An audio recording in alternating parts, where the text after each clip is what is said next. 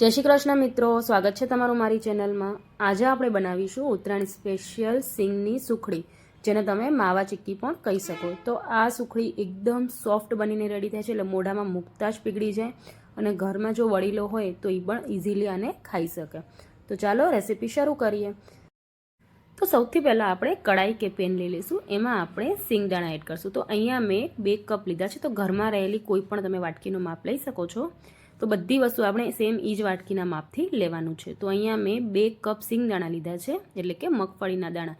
એને આપણે dry roast કરી લેવાના છે, એટલે કે એકદમ ધીમા તાપે આપણે એને શેકી લેવાના છે। એનો કલર ચેન્જ ન થવું જોઈએ, બસ આવી રીતે એના તમે જોઈ શકો છો કે અડીએ ને તો ફોતળા ઇઝીલી નીકળી જાય છે। તો બસ આપણે એને આવી રીતે ડ્રાય રોસ્ટ કરી લેવાના છે, ને હવે આપણે એને એક ડીશમાં કાઢીને ઠંડા કરવા મૂકી દઈશું।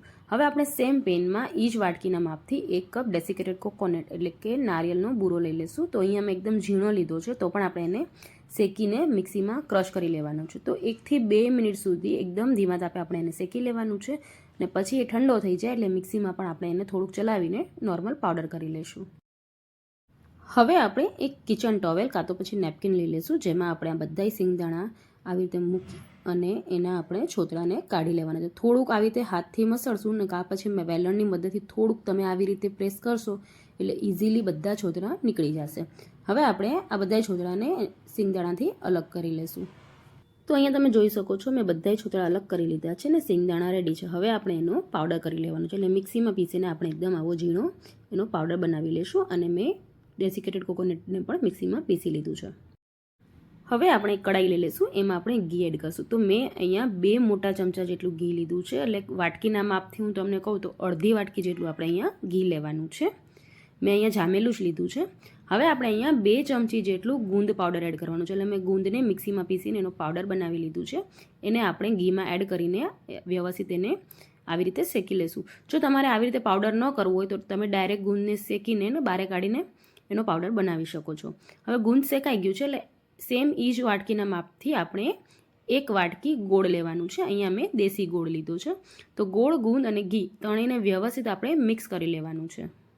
તો અહીંયા આપણે જે આજે સુખડી બનાવીએ છીએ એકદમ સોફ્ટ સુખડી બનાવીએ છીએ, એટલે મોઢામાં મૂકતા જ પીગળી જાય એવી। એના માટે આપણે ખાલી આ ત્રણેય વસ્તુને વ્યવસ્થિત મિક્સ કરવાની છે। ગોળની આપણે પાઈ નથી કરવાની કે એને બહુ વધારે આપણે પકાવવાનું પણ નથી, બસ ત્રણેય વ્યવસ્થિત મિક્સ થઈ જાય એકદમ સરસ રીતે એક સરખું થઈ જાય એટલે આપણે ગેસની ફ્લેમ ઓફ કરી દઈશું।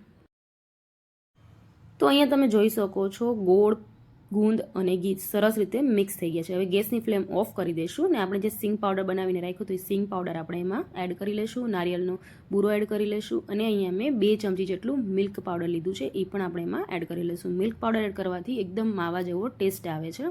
અને 1 ચમચી જેટલું મેં અહીંયા સૂંઠ પાવડર લીધું છે, સૂંઠ પાવડર જરૂરથી એડ કરજો, બહુ સરસ ટેસ્ટ આવે છે આ ચીક્કીમાં। હવે બધી વસ્તુ એડ કર્યા પછી આપણે સરસ એને ગોળમાં મિક્સ કરી લઈશું।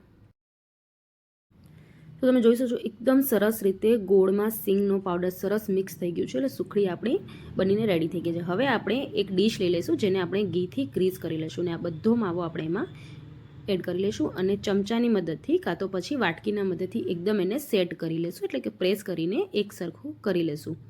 પછી આપણે એના થોડીક ઠંડી થાય એટલે એના પીસીસ કરી લઈશું। તો એકદમ સોફ્ટ, ઘરમાં વડીલો હોય એ પણ ઇઝીલી ખાઈ શકે અને બધાને ભાવે એવી સિંગની સુખડી બનીને રેડી થઈ ગઈ છે।